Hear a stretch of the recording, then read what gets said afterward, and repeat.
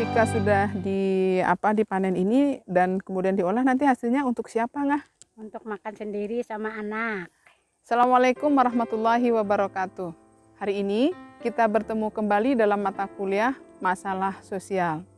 Minggu yang lalu sudah disampaikan tentang apa yang dikatakan dengan masalah sosial. Masalah sosial itu adalah salah satu persoalan yang bukan hanya melibatkan diri sendiri, tetapi juga melibatkan orang banyak. Dalam artian, ketika persoalan itu sudah mengganggu hubungan atau merusak hubungan relasi sosial dengan orang lain atau orang banyak, maka dia akan menjadikan sebagai sebuah masalah sosial. Dari wawancara tadi, kira-kira apa yang terbayang? Apakah itu bisa menjadi sebuah masalah sosial? Ketika ibu tadi hanya persoalan itu misalnya hanya terjadi pada keluarganya karena dia tidak makan dan segala macam, tetapi ternyata tadi dikatakan bahwa padi yang dipanen itu adalah untuk keluarganya. Bayangkan seandainya jika bukan hanya keluarga itu saja yang tidak bisa makan, tetapi seluruh masyarakat di desa ini atau yang tinggal di sekitar tempat ini tidak bisa makan, dalam artian terjadi permasalahan dalam bidang pangan, kira-kira apakah itu bisa dikatakan sebagai sebuah masalah sosial? Selanjutnya, kita akan berbicara tentang tahap penanganan masalah sosial. Ada 3 tahap dalam penanganan masalah sosial. Yang pertama adalah tahap identifikasi, yang kedua yakni tahap diagnosis, dan yang ketiga adalah tahap treatment. Hari ini kita akan membicarakan tentang tahap identifikasi. Kenapa? Pertanyaannya adalah kenapa diperlukan penanganan dalam masalah sosial? Kenapa demikian? Ternyata jawabannya adalah karena kondisi itu tidak sesuai dengan harapan masyarakat, sehingga perlu adanya usaha untuk mengubah atau memperbaikinya.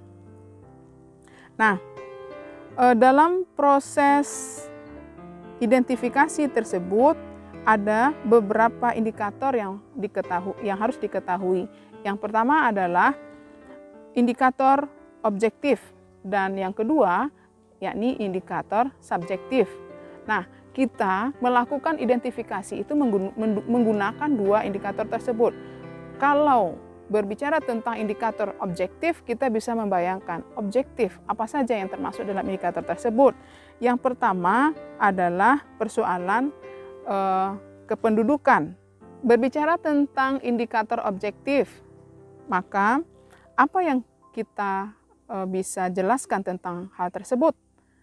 Ada beberapa poin. Yang pertama, indikator objektif itu adalah bersifat sederhana. Yang kedua, itu terdiri dari kependudukan. Yang ketiga, berganda. Yang keempat itu adalah jarak sosial. Sedangkan yang kelima adalah partisipasi sosial. Nah, di dalam indikator sederhana tersebut, apa saja yang bisa kita jelaskan di sana? Banyak, di antaranya adalah persoalan angka, persoalan kriminal. Misalnya untuk menjelaskan untuk menjelaskan tinggi rendahnya tingkat kriminalitas di suatu tempat, maka bisa dijelaskan dengan menggunakan angka. Kemudian, apalagi yang bisa dijelaskan dengan menggunakan indikator sederhana tersebut? Bisa juga untuk menjelaskan tingkat perceraian, tinggi atau rendahnya tingkat perceraian di suatu daerah, misalnya bisa dilihat dengan menggunakan atau menjelaskannya atau menunjukkannya dengan angka-angka. Nah, kemudian persoalan pengangguran ataupun persoalan kemiskinan bisa dijelaskan dengan indikator sederhana tersebut. Ya, tentu saja berdasarkan angka-angka yang bisa ditemukan di Badan Pusat Statistik misalnya. Bagaimana memanfaatkan data statistik tersebut? Ada 2 konsep dalam hal ini yang perlu diketahui. Yang pertama itu adalah insidensi. Yang kedua adalah prevalensi.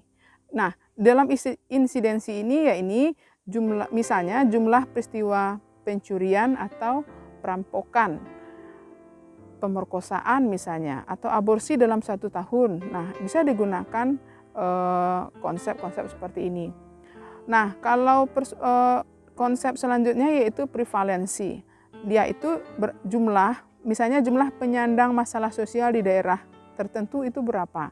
Maka bisa dilihat dari penjahat kambuhan misalnya, atau pencandu narkoba yang ada di daerah tersebut, atau WTS, atau penderita gangguan jiwa misalnya, anak-anak nakal dan segala macamnya.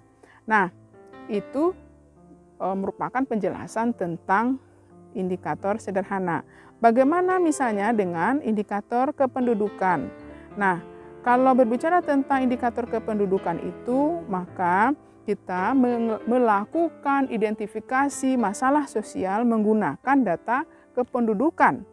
Misalnya melihat penduduk yang usia produktif lebih dengan penduduk yang usianya belum tidak produktif misalnya, berapa perbandingan atau jumlah yang ada di dalam masyarakat. Maka bisa digunakan data dari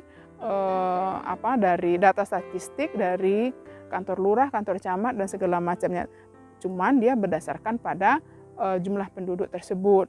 Kemudian kalau indikator berganda bagaimana pula caranya? Nah, namanya saja berganda. Tentu saja ibarat kita bermain badminton, kalau ganda otomatis ada bisa laki-laki, bisa perempuan dan segala macamnya. Artinya apa? Ada kombinasi di dalam indikator tersebut. Nah, di sini kombinasinya itu bisa dilakukan antara indikator sederhana dengan indikator lainnya. Misalnya, indikator-indikator sederhana itu bisa digunakan untuk mengidentifikasi masalah sosial.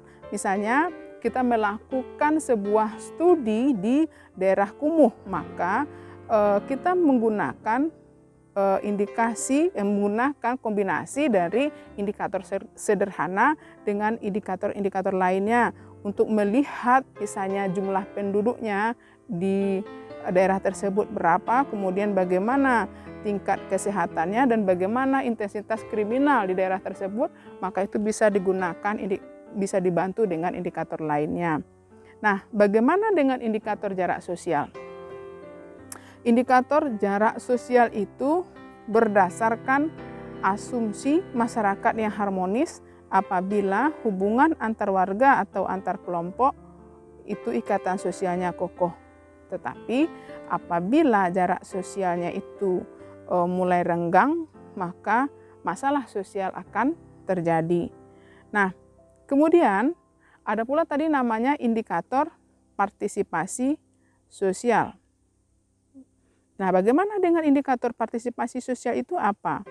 Ternyata yang masuk dalam indikator partisipasi sosial itu adalah eksistensi kehidupan masyarakat sangat ditentukan oleh dukungan berbagai unsur, baik itu kelompok, individu maupun institusi sosial.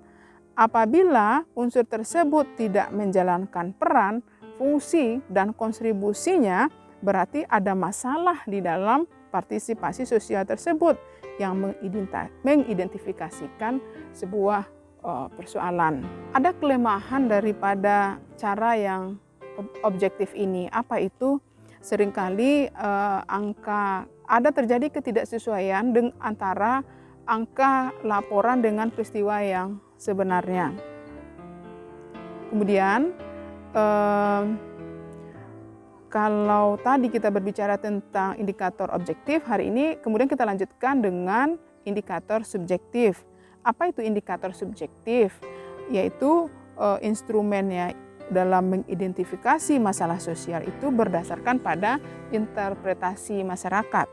Nah, kemudian atas dasar interpretasi dari masyarakat, maka akan bersifat relatif. Kenapa? Karena dia berdasarkan pada nilai, kemudian dia berdasarkan pada norma, dan berdasarkan pada standar sosial yang berlaku di dalam masyarakat. Sehingga ada pepatah mengatakan di mana bumi dipijak di situ misalnya langit dijunjung. Contoh, ketika misalnya kita orang Minang berada di tanah Jawa, maka secara tidak langsung kita sebagai orang Minang harus berusaha untuk menyesuaikan diri dengan nilai-nilai dan budaya yang berlaku di dalam masyarakat ya, maka berlakulah pepatah yang disebutkan tadi. Jadi ukuran subjektif itu merupakan pendapat individu menjadi pendapat umum apabila terjadi interpretasi bersama terhadap realitas sosial yang dihadapi, termasuk apabila dinyatakan masalah sosial. Saya kira untuk hari ini demikian dulu pertemuan kita, sampai bertemu minggu depan. Assalamualaikum warahmatullahi wabarakatuh.